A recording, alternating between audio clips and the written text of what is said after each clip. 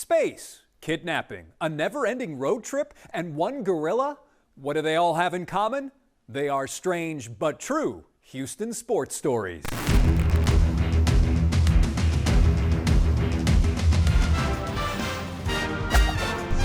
Welcome to the show, highlighting the most bizarre moments in the history of Houston sports.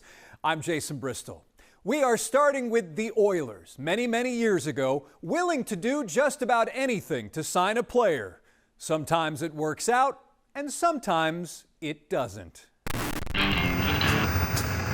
Signing bonus for this guy, big bucks.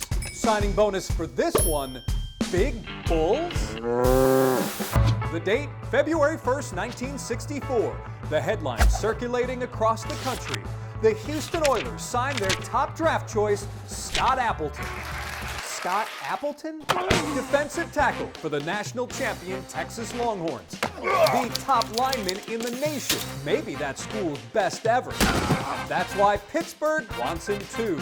Duh. You see, the Oilers and other American Football League teams are involved in a bitter battle for talent with National Football League clubs like the Steelers. For months, both sides have been courting him. Asked how high the bidding for Appleton, a Central Texas native, has gone, one Oilers official responds, "Have you ever heard of the Appleton Hilton Hotel?" He didn't get one of those from Oilers owner Bud Adams. But in addition to his salary and signing bonus, Appleton does agree to a gas station. Remember, Bud Adams' father ran Phillips Petroleum. And 38 head of cattle. Why then did Scott choose Houston over Pittsburgh? The money was about the same. Plus, it's in Texas. I'm pretty loyal to the state. So Bud's creative offer was able to steer Scott Appleton in the right direction. While Appleton never became the star he was supposed to be, he was traded 3 years later. His signing bonus will forever be a strange but true Houston sports story. This was not part of NASA's original mission. The first pro football prospect to receive a message from space. It's December 1965. Gemini 7 blasts off into orbit for a 2-week flight. At the 2 million mile mark, astronaut Frank Borman has interest in a star. No, back on Earth, Tommy Nobis, a bone-crushing lineman from the University of Texas, chosen 1st overall by Atlanta in the National Football League draft and 5th overall by Houston in the American Football League draft. Let the bidding war begin. Borman, a Houston area resident, decides to interject since his 2 sons are Oilers ball boys and he has the highest pulpit in the universe. And Houston reads you loud and clear. Tell Nobis to sign with Houston. Borman informs the Gemini controllers in Houston. When word gets to Nobis, he's impressed. The Atlanta Falcons, not so much. All I've got to say is people in Georgia pay taxes too to get Borman in space, says a Falcons spokesman. But less than a week later, Tommy Nobis signs with Atlanta, becomes Mr. Falcon in a Hall of Fame-worthy career. Still, had Nobis joined the Oilers, owner Bud Adams joked he would have made Frank Borman an honorary scout. Tommy Nobis receives a message from space, a strange but true Houston sports story. 2 heads are better than 1, but what about 2 quarterbacks? It's January 1971. The lowly Houston Oilers hold the 3rd pick in the NFL draft, a draft stocked with promising signal callers. Anyone who gets shot the first 4 or 5 picks probably going to get a good quarterback. Selecting first, the Patriots choose Stanford quarterback Jim Plunkett. Next, New Orleans picks Archie Manning, QB Ole Miss. The Oilers then make their choice. Quarterback Dan Pastorini of Santa Clara. He has a great arm, says an Oilers spokesman. If he showed up at the corner of Maine and Texas and started throwing a football, he'd stop traffic. The Oilers get their guy. They can now focus on other spots, right? Yes! With Houston's next pick in the 3rd round, the Oilers choose Lynn Dickey, quarterback Kansas State. What? That's 2 picks, 2 quarterbacks. But why? The Oilers rated Dickey as the fourth best quarterback available, and because he was still available, it enhances our position for dealing with clubs that might be in the need for a quarterback sometime, says Coach Ed Hughes. A team choosing a quarterback in the first round and then picking another one with their next pick? According to our research, it's never happened again. Well, naturally, it's very competitive. For years, Dan and Lynn I feel like I can play well. battled to be Houston's starting quarterback until 1976, when Lynn asks to be traded and is dealt to Green Bay, where he becomes the Packers starter. "I've been waiting to get out," he said. Still, the Oilers' evaluation was solid. Dan and Dickey finished their careers as two of the top 20 most productive players from the '71 draft. The Oilers pick quarterbacks back-to-back. A strange but true Houston sports story. And now to hoops. He is one of the NBA's 50 greatest players of all time. And here's why, near the end of his career, he was truly in a class all by himself. Age is nothing but a number. But the number of players his age then is nothing like it is now. Let's go back to 1982. Ronald Reagan is president. A Whataburger costs just $1.40. And the oldest man playing in the NBA, Elvin Hayes of the Houston Rockets, who's 36 and the league's only player 35 or older. Really? Yeah, only one. Compare that number to today's NBA. I'm right. By our count, there's 25 guys 35 or older, including Chris Paul, LeBron James, and Udonis Haslem, the oldest at 42. The offseason is obviously now a different game. Guys have more ways and means to train and maintain their bodies. In his 16 seasons, Elvin played exactly 50,000 minutes, a then record. His durability, recognized by teammate Calvin Murphy. Only missed 9 games. On the night the Rockets retired Elvin's number 44. How was Elvin able to play so long? He told me his secret. I remember when I first started playing ball, and I said, you know, God, I don't want to ever get injured. Elvin Hayes, at one time, the only player 35 or older in the NBA. A strange but true Houston sports story.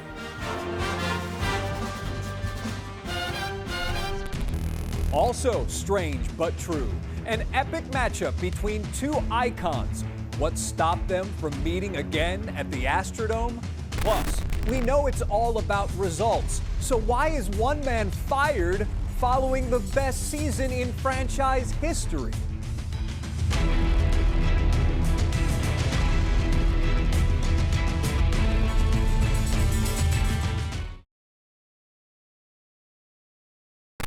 They come and go. Coaches, managers, executives.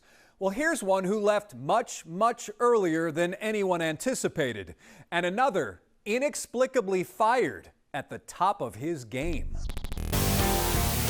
6 outs away from a World Series, and then out of a job? It's October 27th, 1980, 2 weeks after the Astros lose a heart-stopping playoff series to the Phillies. Still, under President and General Manager Tal Smith, it's Houston's best season ever. Nearly everyone in baseball credits Tal Smith. And maybe that's what infuriates Astros owner John McMullen. On this day, he abruptly fires Tal. The reason? John McMullen's story changes. Fans in Houston are outraged. A petition started by 5 area car dealers. And the players? We as players, it spun our heads. The team's limited partners are upset too. Not just because Tal will soon be voted baseball's Executive of the Year, McMullen also hired his replacement without consulting them. Plus, does this guy understand baseball? Tal once had to explain to him what an RBI is. That's run batted in. I can't imagine how difficult it was for Tal. And the man himself? Things just didn't make a lot of a lot of sense, and obviously I was very, very disappointed. The other owners then act, limiting McMullen's power. He eventually sold the team in 1992. And Tal Smith, he rejoins the Astros in 1994, oversees their first World Series team, and in 2022 is elected to the team's Hall of Fame. But what happened in 1980 still stings. That was one of the major disappointments you get in your life. Those things happen. I was able to come back and enjoy the success the club had after that. The Astros fire baseball's Executive of the Year? It's a strange but true Houston sports story. Here today, gone tomorrow. Not quite, but close. It's September 5th, 2022. The Houston Dynamo unexpectedly, quote, part ways with head coach Paulo Nagamura. Wait, he was just hired, right? Yes, back on January 3rd. We're going to need help from everyone. General manager Pat Onstad raves about Nagamura, who's just 38 and coached a minor league club. There were about 100 candidates that we probably looked at in terms of the decision. It was very easy. Okay, what happened?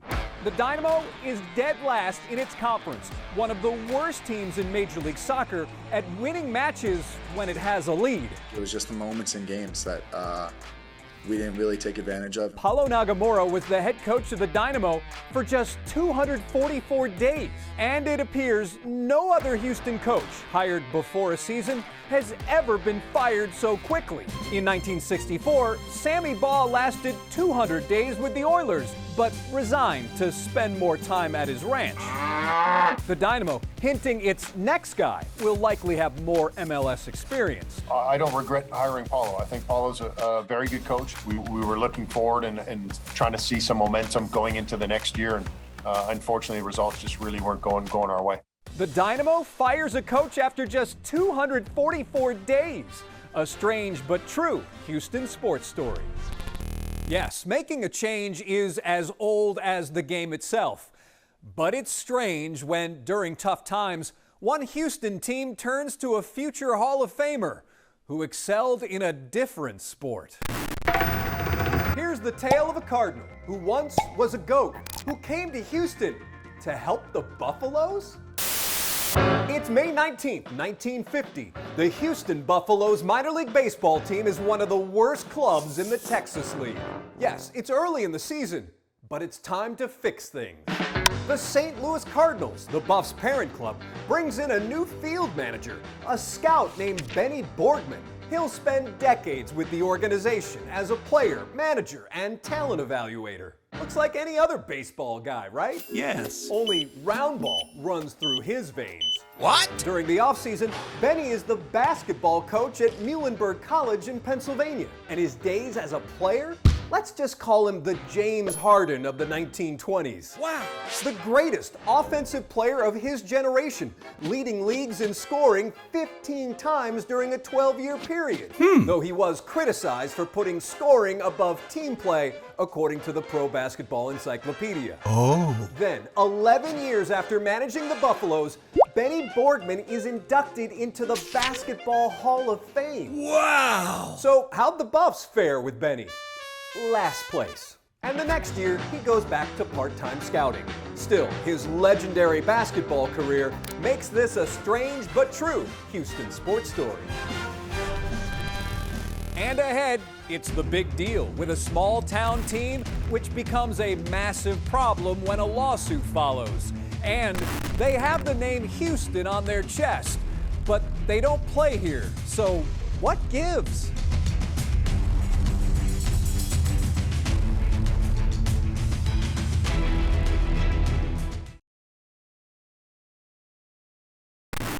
They call H-Town home, yet they've never played a single game here. So why is that? The answer is strange but true. A trip around the bases. Yeah, they've done that, along with trips to Nebraska, Illinois, North Dakota, South. It's May 18th, 2021. The Houston Apollos pro baseball team launches into its first road trip of the season. A trip lasting the entire year? The Apollos are a travel team playing exclusively on the road in the American Association, an independent league. And so every year they have an odd number of teams. For scheduling purposes, they need another team. Andrew Dunn is the owner of the Apollos, which have played in various leagues throughout the years. You know, this is a hard lifestyle. Okay, how hard is it? Games this season in 9 states, as well as Canada. Wow. In less than 5 months, they'll drive roughly 15,000 miles.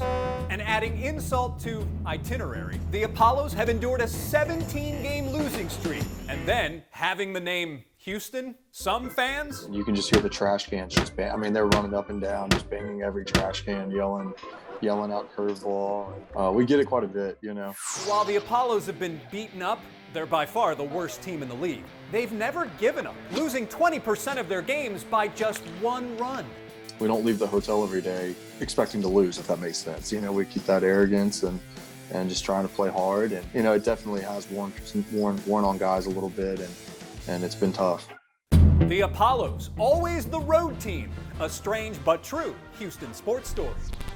And while trying to find great basketball talent, Houston's had to compete with the likes of the Lakers, the 76ers, and the Miners from Scranton, PA? It's November 1967. Houston's pro basketball team, the last place Mavericks of the ABA, have interest in a tiny guard named Willie Somerset, playing in the Eastern Basketball League. The Mavericks call up Willie's team, the Scranton Miners, wondering if he's available. Willie's one of the league's highest paid players, making $175 a game. Soon, Willie's a Houston Maverick. And here's where things get messy. Uh-oh. The Miners never knew he left. They claim the Mavs, after that initial call about buying Willie's contract, now refuse to talk to them. A Scranton newspaper calls the move a, quote, kidnapping. The Miners' owner flies to Houston to file a federal lawsuit seeking $120,000 in damages. That's $1 million today. A suit he's certain he'll win. They stole my precious property and they must pay. Willie is then benched by a restraining order, but the lawsuit Scranton believes is a slam dunk. In Houston, it's dismissed for lack of jurisdiction. 6 months later, though, the case is settled in Pennsylvania. So was it worth the trouble? Yes! Willie becomes a fan favorite, averaging more than 21 points a game, while making $10,000 more than before. The Mavericks kidnap a player from Pennsylvania. A strange but true Houston sports story.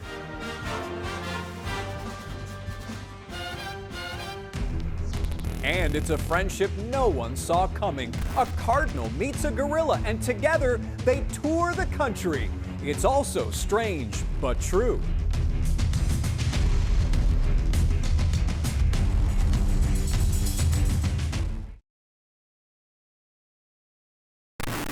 The Astrodome's been home to many epic sporting events, and this next one would have gone down in history as well. Only it didn't happen. It's the greatest versus the biggest. So why didn't it happen? It's April 21st, 1971. Officials from the Astrodome schedule a major announcement. Muhammad Ali will fight here against Wilt Chamberlain, the basketball superstar? What? It's been 4 years in the making. Well, this match may very well come to pass. Ali and Wilt appearing on ABC's Wide World of Sports in 1967. Measurements are taken. This don't mean nothing. Wilt, at 7'1", has a huge reach advantage over Ali, who's only 6'2". And cut that beard off because I'm not fighting billy goats. Both men arrive in Houston to sign contracts. Critics call the event a joke. Then, at the last minute, Wilt KOs the match. Uh-oh. Why? He wants $500,000 after taxes, not before. Following 75 minutes of deliberations, Astrodome promoter Jack O'Connell says the fight has been postponed. And 2 decades later, boxing promoter Bob Arum also revealed he asked Ali not to taunt Wilt until after the paperwork was signed. Ali couldn't resist, shouting, "Timber, the tree will fall!" Arum claims Wilt then left the room, called the LA Lakers, and agreed to a new basketball contract. Ali versus Wilt, a strange but true Houston sports story. And finally, what happens when a cardinal meets a gorilla and the two later become inseparable, making national news? I now have the pleasure of providing that answer. Monkey business? Nah, just some good, clean fun. It's March 1973. St. Louis Cardinals pitcher Scipio Spinks is photographed with his best friend, a stuffed toy gorilla? Okay, the Houston connection? Scipio Spinks is the head coach of the University of Houston Downtown's club team.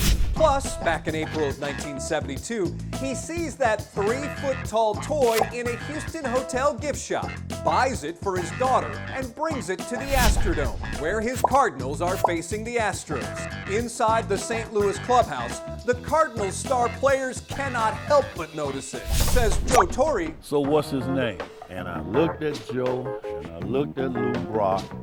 I said, Mighty Joe Lou. Lou Brock gave me that look. I said, Mighty Joe. And just like that, Mighty Joe is born. He's dressed in a Cardinals bat boy uniform. And where Scipio goes, Joe goes. Ballparks, airports, hotels, taxi cabs, clubhouses, everywhere. I only give him one beer on a road trip. He gets a little wild, Scipio tells the New York Times. I wasn't thinking about publicity. I was just carrying around. Something to do. Lou Brock always said, because nobody wants to talk to you, so you got to have somebody to talk to.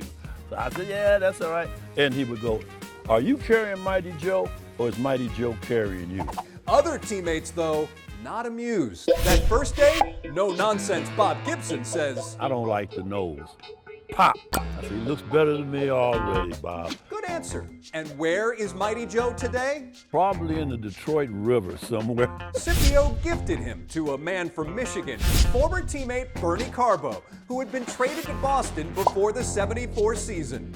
And obviously, there is no replacing the original. But nearly 50 years later, we'll try. It's not the real thing. By presenting Scipio with our own version. Oh, man, that is great.